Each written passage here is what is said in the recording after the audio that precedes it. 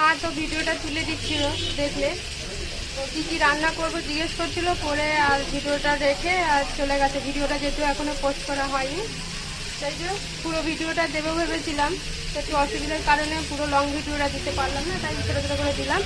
তো আমার ছোটো বোন আমাকে জিজ্ঞেস করেছে সর্ষে বাটা দিয়ে দিদি মাছের ঝাল কর, খুব ভালো লাগবে সর্ষে বাটা দিয়ে, মানে আমাকে বলেছে। তো না রে বোন, আমি সর্ষে বাটা দেবো না, সর্ষে বাটাটা কেউ খেতে চায় না, জানো তো। তাই পেঁয়াজ আর টমেটো দিয়ে মাছের ঝাল করেছি, দেখতে পাচ্ছ।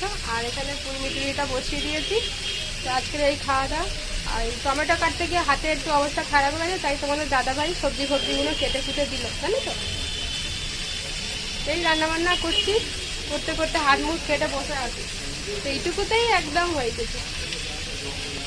ভাত ফেলে দিতে হবে, এখন তরকারি হয়নি। দেখো বন্ধুরা, মাছের ঝাল থেকে মাছ তুলে খাচ্ছে, ঠিক আছে।